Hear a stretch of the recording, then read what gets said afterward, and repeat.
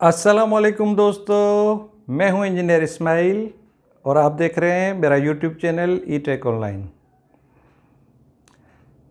दोस्तों आज की वीडियो जो है वो है what is neutral number 1, what is neutral earthing number 2 and what is equipment earthing और अर्थिंग नंबर 3।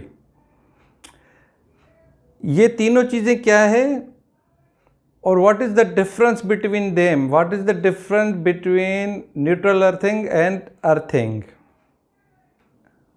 वीडियो पे आगे जाने से पहले तमाम नए दोस्तों से गुजारिश है कि मेरे चैनल को सब्सक्राइब कर लें, बल्कि अपने चैनल को सब्सक्राइब कर लें, बेल नोटिफिकेशन हिट कर लें। वीडियो को तो आपने लाइक कर ही दिया होगा। Thank you very much. चलिए स्टार्ट करते हैं आज की वीडियो। व्हाट इज़ न्यूट्रल, यहाँ से स्टार्ट करते हैं। दोस्तों हमारे घर के अंदर जो लाइट आती है, इलेक्ट्रिसिटी आती है, उसमें दो तारें आती हैं, ठीक है। एक पॉजिटिव एक नेगेटिव, एक फेस पॉजिटिव फेस और न्यूट्रल नेगेटिव, ठीक। ये हमारे घर के अंदर आती हैं। उसके बाद हम जो है ये मेन बोर्ड पे आती हैं, तो मेन बोर्ड के बाद हम इसे पूरे घर के अंदर डिस्ट्रीब्यूट करते हैं। मतलब हर एरिया के अंदर, यानी रूम के अंदर, लाउंज के अंदर, ठीक है ना, कारपोर्च एरिया है, तो उसमें अलग अलग से हम जो है मेन से जब उसको डिस्ट्रीब्यूट करेंगे कनेक्शन को, तो हर जगह फेस भी अलग जाएगा और हर जगह न्यूट्रल भी अलग जाना चाहिए, ठीक है।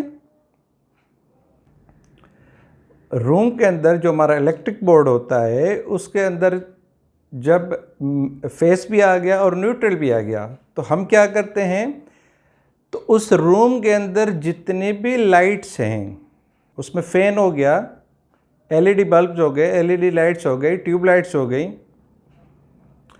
उसमें हम क्या कर सकते हैं, लेकिन अगर नहीं करें तो बेहतर होगा कि हम जो है वो एक ही न्यूट्रल जो है एक ही वायर चलाएंगे, और जिसका जहाँ पे कनेक्शन आ रहा होगा, मिसाल के तौर पे पहले जो है वो अगर छत में हमारे एलईडी बल्ब की जगह लगी हुई है, एलईडी बल्ब लगा हुआ है, तो हम उसी से जो है लूप बना के उसको कनेक्ट कर देंगे। न्यूट्रल उस होल्डर का, उस एलईडी बल्ब होल्डर का न्यूट्रल वहाँ से कनेक्ट कर देंगे।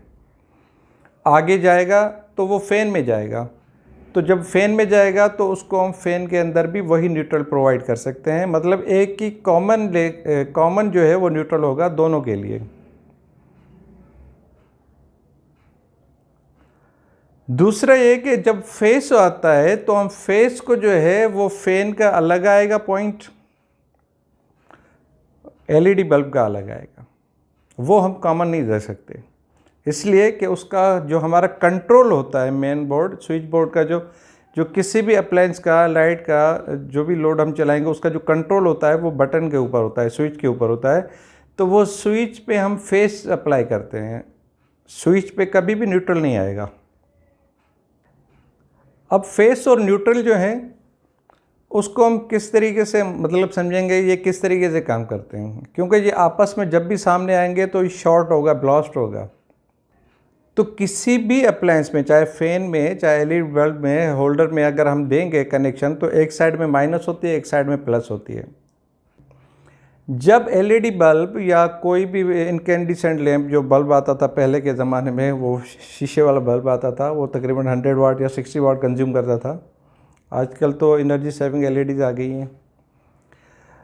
तो वो जो उसके अंदर एलिमेंट होगा, फिलामेंट होगा उसका, उसमें से वो पॉजिटिव एनर्जी जो भी हम फेस उसको जैसे ही अप्लाई करेंगे, तो इलेक्ट्रिसिटी उसमें घूमती हुई दूसरी साइड से निकल के वापस सर्किट तक जाएगी, यानी सर्किट बोर्ड तक जाएगी। आपको नज़र भी आ रहा होगा कि किस तरीके से इलेक्ट्रिकल फ्लो हो रहा है, किस तरीके से बल्ब जल रहा है। इसी तरीके से घूमते हुए सारा लोड जो हमारे घर का होता है वो पॉजिटिव नेगेटिव पे चलता है। यानी जब हम उसको फेस अप्लाई करेंगे, बटन ऑन करेंगे, तो उसको जैसे ही इलेक्ट्रिसिटी मिलना शुरू होगी, पावर मिलना शुरू होगा, तो वो उसमें से उस लोड पे, लोड यानी जो चीज़ चल रही है उसे हम लोड कहेंगे, जो चीज़ जिस टाइम चल, लेकिन जो भी अप्लायंसेस, जो भी फैन, लाइट्स, फ्रिज वगैरह, एसी, मोटर, जो भी चल रहा होगा, वो जो चल रहा होगा वो जो इलेक्ट्रिसिटी कंज्यूम कर रहा है उसे हम कहेंगे करंट।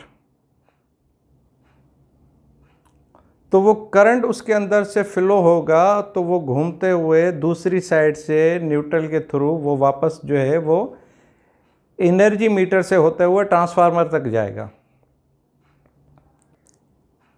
जो पीएमटीज होती हैं वो 11 केवी इनपुट होता है, यानी 11,000 वोल्ट। लेकिन हमारे यहाँ घरों में जो आ रहा होता है वो आ रहा होता है 220 वोल्ट या 240 वोल्ट। लेकिन वो कैसे आ रहा होता है? क्योंकि कंस्ट्रक्शन जो होती है ट्रांसफार्मर की, उसकी दो वाइंडिंग्स होती है, एक प्राइमरी वाइंडिंग और एक होती है सेकेंडरी वाइंडिंग। जो प्राइमरी वाइंडिंग होती है उसमें इनपुट हम देते हैं 11 केवी, फिर उसको स्टेप डाउन करते हैं वोल्टेज को, स्टेप डाउन होता है वोल्टेज, तो वो हो जाता है 220 या 240। थ्री फेस में जो होगा वो 380 या 400 वोल्ट होगा। लेकिन इनपुट पे जब थ्री फेस होंगे तो RYB रेड, येलो, ब्लू। लेकिन जब आउटपुट होगा सेकेंडरी वाइंडिंग के थ्रू, जब हमारे स्टेप डाउन हो गए, वोल्टेज बाहर निकलेगा, तो वो हो जाएगा RYB। 3 टर्मिनल ये हो जाएंगे, रेड, येलो, ब्लू। जिसकी इनपुट आ रही है वही आउटपुट निकल रही है। लेकिन उसके साथ एक और टर्मिनल होगा, चौथा टर्मिनल, जो अभी आपको तस्वीर में भी नज़र आ रहा होगा, वो होगा न्यूट्रल। क्योंकि सेकेंडरी वाइंडिंग की जो थ्री फेस वाइंडिंग होगी RYB की, तीनों फेस का एक जो सेंटर पॉइंट होगा उसको हम न्यूट्रल करेंगे, वो उससे जो कनेक्शन निकालेंगे वो न्यूट्रल होगा। ये इसलिए लेना लाजमी है न्यूट्रल कि सारी चीज़ें थ्री फेस पे तो नहीं चलती। पहली बात, डोमेस्टिकली जो हम यूज़ करते हैं सिंगल फेस यूज़ करते हैं, इसलिए हम न्यूट्रल लेते हैं, ताकि एक फेस और एक न्यूट्रल जब कनेक्ट करेंगे तो हमारे पास 240 वोल्ट आ जाएंगे।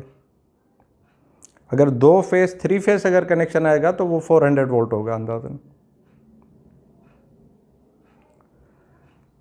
लेकिन न्यूट्रल अर्थिंग करना क्यों लाजमी है? न्यूट्रल अर्थिंग, अब ये पॉइंट आ गया न्यूट्रल अर्थिंग का। न्यूट्रल अर्थिंग करना क्यों लाजमी है?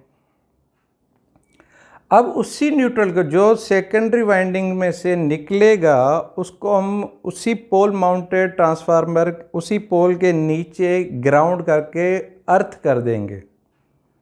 वहाँ पे एक पिट बनेगी, गड्ढा बनेगा, उसके अंदर पूरा जो वो अर्थिंग का जो भी होगा, पहले तो उसकी सॉइल अच्छी होनी चाहिए, उसके कंडक्टिविटी हाई होनी चाहिए, रेजिस्टेंस बिल्कुल कम होना चाहिए, लेस देन 1 ओम होना चाहिए, लेस देन 0.5 ओम होना चाहिए। ये 0.5 ओम या 1 ओम क्या है? ये रेजिस्टेंस का यूनिट है। रेजिस्टेंस रुकावट है। अर्थिंग के लिए अच्छा होता है जितनी ज़ीरो रुकावट हो, जितना मतलब उसको अच्छा सा रास्ता मिले अर्थिंग के लिए। वो रास्ता किस चीज़ के लिए मिले? ताकि जो भी उसमें एबनॉर्मल एम्पियर करंट आते हैं, किसी भी एबनॉर्मल कंडीशन में जितना भी हाई करंट आता है,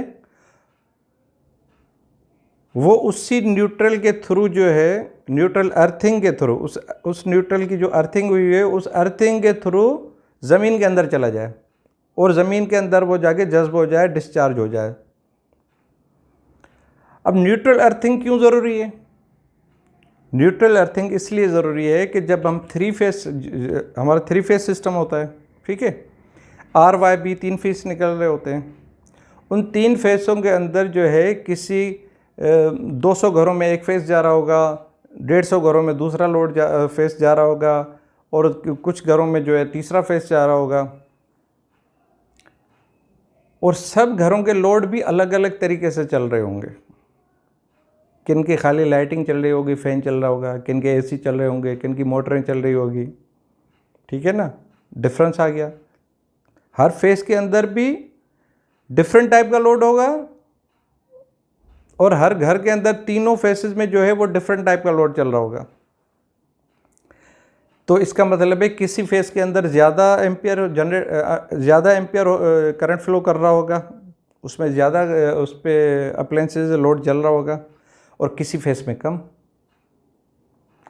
तो इस तरीके से जब वो रिटर्न होके वापस आएगा तो वो एक इनबैलेंस क्रिएट करेगा वोल्टेज ट्रांसफार्मर के अंदर, उन वाइंडिंग्स के अंदर, क्योंकि मैंने आपको फिनोमेना बताई वो न्यूट्रल के थ्रू फेस वापस आते हैं। मतलब न्यूट्रल के थ्रू इलेक्ट्रिसिटी फ्लो करते हुए वापस ट्रांसफार्मर तक जाती है, एनर्जी मीटर से होते हुए वापस जो है वो ट्रांसफार्मर तक जाती है। ये एक पूरा एक साइकिल बनता है, पूरा चक्कर बनता है, इसको हम इलेक्ट्रिकल फ्लो बोलते हैं।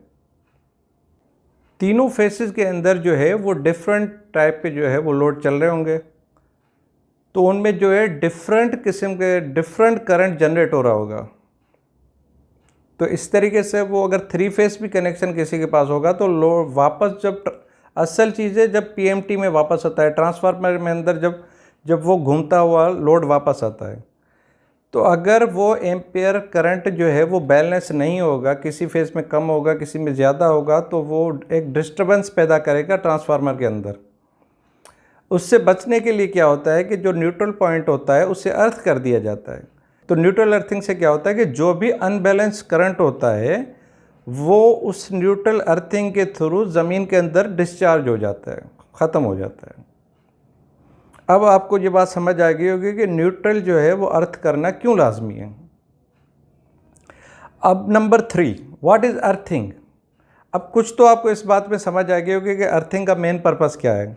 अर्थिंग का मेन पर्पस तो यही है कि एबनॉर्मल कंडीशन में या किसी भी एबनॉर्मल फॉल्टी कंडीशन में जो भी आपका एक्सेसिव करंट है वो ज़मीन के अंदर डिस्चार्ज हो जाए,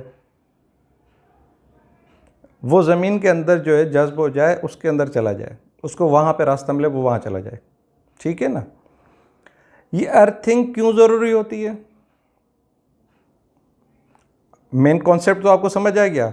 लेकिन अर्थिंग जो घरों में की जाती है या इंडस्ट्रीज़ में की जाती है वो इक्विपमेंट अर्थिंग इसलिए ज़रूरी होती है कि किसी भी फॉल्ट कंडीशन में अगर हमारा फेस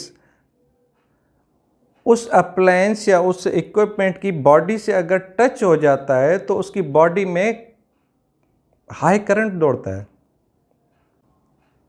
तो कोई भी जाके अगर उसको टच करेगा उस इक्विपमेंट को तो he or she will feel a great shock।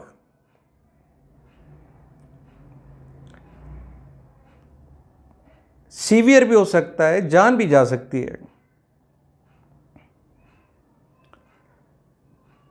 अगर हम वो इक्विपमेंट को through a conducting wire, conductor कुछ बोलते हैं जिसमें इलेक्ट्रिसिटी फ्लो करे, वायर जो होती है अच्छी केबल, पहले हम अच्छा से अर्थ बनाएं। अर्थिंग कैसे बनती है, अर्थिंग के लिए 1-1.5 मीटर का गड्ढा बनाया जाता है, खड्डा बनाया जाता है, ठीक है, पिट जिसे बोलते हैं। उसमें हम पाइप अर्थिंग भी कर सकते हैं और प्लेट अर्थिंग भी, कॉपर प्लेट के थ्रू भी अर्थिंग कर सकते हैं, ठीक है। अब हमने वो गड्ढा बना लिया, उसके पहले उसकी जो है वो सॉइल की रेजिस्टिविटी बिल्कुल कम हो, मतलब रेजिस्टेंस बिल्कुल ना होने के बराबर हो, मतलब रुकावट कोई भी ना हो, क्योंकि जितनी रुकावट होगी उतना हमारा करंट फ्लो नहीं करेगा वहाँ पे। ठीक है, हमारा मकसद ही मेन पर्पज़ ये है कि करंट वहाँ पे जल्द से जल्द उसी रास्ते पे चले जाए। मैं आपको एक सिंपल मिसाल देता हूँ। नॉर्मल एग्रीकल्चर लैंड देख लें, ज़मीनों में, तो वहाँ पे हर कुछ अरसे बाद वो सफाई करते हैं, नालियों की सफाई करते हैं ताकि पानी बिल्कुल फ्लुएंट जल्दी से बह सके, उसका फ्लो अच्छा हो। अगर वहाँ पे कचरा होगा, मिट्टी होगी, ग्रॉस घास होगी, तो वो पानी वहाँ पे रुकेगा, रुकावट आएगी, उसको नहीं जाएगा उस तरफ। यही है रेजिस्टेंस। ये जो घास है, मिट्टी है, यह है रेजिस्टेंस। और जितनी हम सफाई करेंगे, पानी जितना जल्दी से वहाँ पे जाएगा, तो वो है बेस्ट कंडक्टर, जल्दी जो इसमें इलेक्ट्रिसिटी फ्लो कर सके, पानी जल्दी गुजर सके। पाइप साफ होगा, पानी जल्दी गुजरेगा। पाइप अगर ख़राब होगा, मट्टी होगी, कचरा होगा, तो वो पानी उसमें से नहीं आएगा।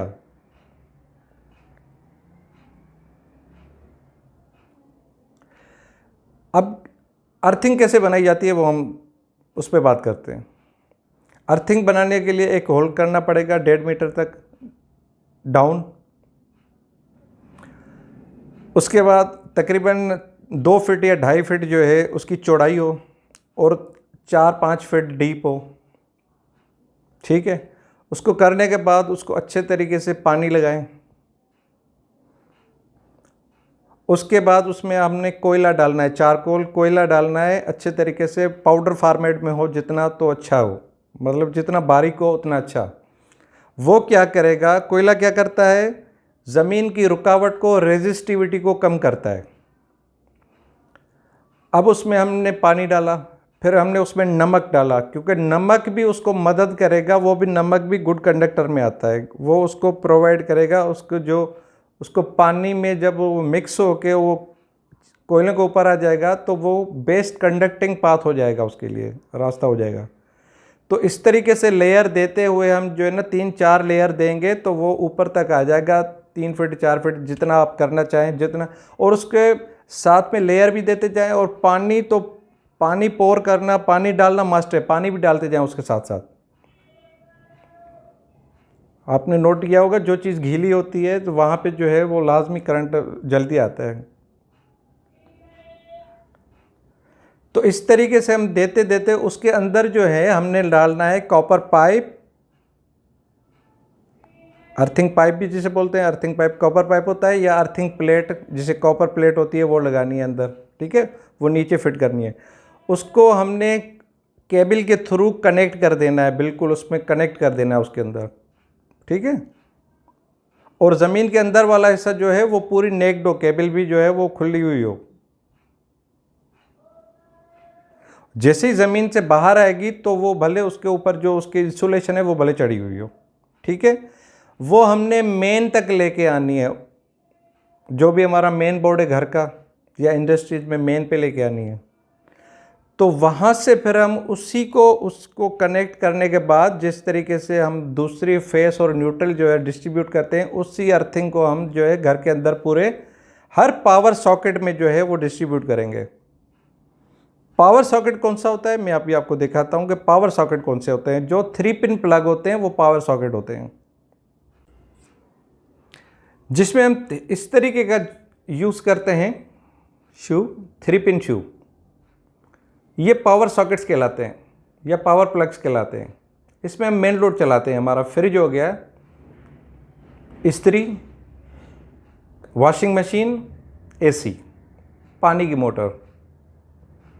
ये ऊपर वाली पॉइंट अर्थिंग के लिए, ये थिक भी है और लंबी भी है, लेंथी भी है। ये पहले कनेक्ट होती है, जब भी इसको बोर्ड के अंदर लगाते हैं ये पहले इसका नोज जो है वो कनेक्ट हो जाता है उस अर्थिंग के थ्रू, ताकि किसी भी, और जो इसकी दूसरी वायर जो हम निकालेंगे वो आपको अभी मैं इसमें शो करता हूँ।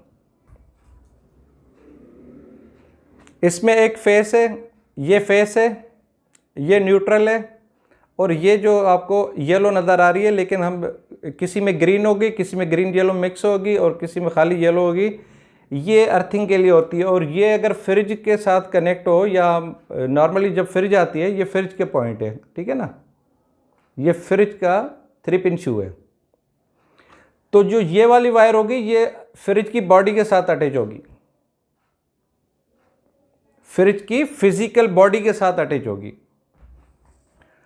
और जो ये लंबी थिक आपको नज़र आ रही है पिन, ये इसी के साथ कनेक्ट होगी।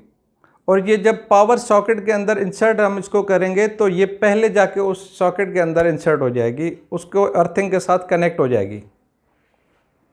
अगर खुदा न खास्ता फ्रिज के अंदर फेस जो है वो आपका बॉडी के साथ अटैच हो गया है किसी भी सूरत में, किसी फॉल्ट की कंडीशन में, तो उसके अंदर फ्रिज की बॉडी के अंदर करंट घूम रहा है। अब जैसे ही हम उसको हाथ लगाएंगे तो बहुत ज़बरदस्त झटका लगेगा, करंट लगेगा। लेकिन अगर अर्थ लगा होगा, अर्थ कनेक्टेड होगा, तो वो जो तार फ्रिज की बॉडी के साथ अटैच है वो घूमता हुआ इस पिन के अंदर आ रहा है, और पिन जो अंदर सॉकेट के अंदर आ रही है, और सॉकेट का जो अर्थिंग पॉइंट है वो भी अर्थ के साथ कनेक्टेड हो, जो हमने बनाया, जिस तरीके से मैंने आपको प्रोसीजर बनाया वर्किंग वाला, तो जो करंट फ्लो होगा वो उस तरफ फ्लो हो जाएगा, इंसान को नहीं लगेगा। अब क्यों नहीं लगेगा इंसान को? वो इसलिए नहीं लगेगा कि इंसान का जो रेजिस्टेंस है वो ज़्यादा है। मैंने अभी आपको एग्जाम्पल दी थी कि पानी का बहाव उस तरफ जाएगा जिस तरफ उसको आसान रास्ता मिलेगा। पाइप में अगर कचरा होगा तो पानी फ्लो नहीं करेगा, अगर बिल्कुल साफ होगा तो एकदम से फ्लो करेगा पानी। तो इसी तरीके से जितना अच्छा हमारा अर्थिंग बनी होगी और अर्थिंग कनेक्टेड होगी फ्रिज के साथ, वॉशिंग मशीन के साथ, वाटर मोटर के साथ, पानी वाली मोटर के साथ, आयरन के साथ, ये वो चीज़ें जो हम डायरेक्ट हमारे हाथ में एक्सेस होता है, हम सारा दिन इसको यूज़ करते हैं, फैमिली यूज़ करती है। तो इससे क्या होता है कि जो भी एक्स्ट्रा करंट होता है वो अर्थिंग के थ्रू डिस्चार्ज हो जाता है और हमें करंट नहीं लगता। अगर हमें पता नहीं है इस बात का, जब हमें पता लगेगा तो हम उस फॉल्ट को लाजमी रेक्टिफाई करा लेंगे, सही करा लेंगे। लेकिन हमें काफ़ी दफ़ा फॉल्ट हो जाता है, इंसान को पता ही नहीं पड़ता है। तो ये अर्थिंग वेरी नेसेसरी, हम इसको अवॉइड करते हैं, इग्नोर करते हैं, हम अपनी जानों से खेलते हैं, ये अपने बच्चों की जानों से खेलते हैं, अपनी फैमिली की जानों से खेलते हैं, क्योंकि हमारा सारा दिन जो है ना इलेक्ट्रिसिटी से, हमारा अप्लायंसेस में हाथ होता है। और इंशाल्लाह नेक्स्ट वीडियो में मैं आपको एक और चीज़ बताऊंगा जिसे आरसीसीबी भी बोलते हैं, आरसीबी भी बोलते हैं, रेजिडुअल करंट डिवाइस आरसीडी भी बोलते हैं, इसके बहुत सारे नाम हैं, ईएलसीबी भी बोलते हैं, अर्थ लीकेज सर्किट ब्रेकर। वो अलग चीज़ है, ये अर्थिंग अलग चीज़ है, वो अलग चीज़ है। वो भी, उस पर भी मैं आपको वीडियो बनाऊंगा तो आपको बताऊंगा कि वो भी हमें घर में जो है उसका भी यूज़ करना चाहिए। ये सेफ्टी डिवाइसेस हैं, सेफ्टी प्रिकॉशंस हैं, जो हम सेफ्टी जितना हम रखेंगे उतनी जो है हमारी लाइफ सेव होगी, हमारी फैमिली की, हमारे बच्चों की। स्लोगन होता है हमारा एज ए इंजीनियर, चाहे किसी भी फील्ड में हो, सेफ्टी फर्स्ट। तो हमें फुल प्रूफ सिक्योर, जो इलेक्ट्रिसिटी है वेरी डेंजरस, इलेक्ट्रिसिटी देखने में नहीं आती है, बताती ज़रूर है कि मैं हूँ। ये फुल प्रूफ सेफ्टी रखनी चाहिए। इलेक्ट्रिसिटी दिखने में नहीं आती है लेकिन फील ज़रूर कराती है, लग पता जाता है जब करंट लगता है। तो इसलिए हमें क्या करना चाहिए, हमें फुल प्रूफ सेफ्टी करनी चाहिए अपनी फैमिली की, बच्चों की। उम्मीद है आपको ये वीडियो अच्छी लगी होगी। सेफ्टी फर्स्ट, अर्थिंग का ज़रूर ख्याल करना है। अर्थिंग, जो भी नए घर बनवा रहे हैं, अर्थिंग अच्छे तरीके से बनवाएं, बल्कि डबल अर्थिंग बनवाएं। एक अर्थिंग नहीं हो, डबल अर्थिंग हो। डबल अर्थिंग में भी मैं आपको बताऊंगा डबल अर्थिंग क्यों ज़रूरी होती है। कि सिंपल मैं अभी आपको बता देता हूँ कि अगर किसी भी कंडीशन में एक अर्थिंग आपकी ख़राब हो जाती है तो वो दूसरी अर्थिंग आपकी काम आ रही होती है। अपना और अपनों का बहुत सारा ख्याल रखिएगा। वीडियो आपको पसंद आई हो तो वीडियो को लाइक कीजिएगा, शेयर कीजिएगा, चैनल को सब्सक्राइब ज़रूर कीजिएगा। तो फिर एक रिक्वेस्ट, अपना और अपनों का ख्याल ज़रूर कीजिएगा। अल्लाह हाफिज़।